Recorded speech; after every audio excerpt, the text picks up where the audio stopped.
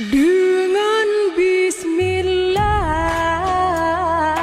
asai mula pon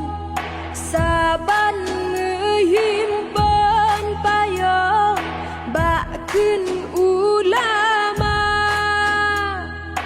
beglah ngon nari beglah ngon langkah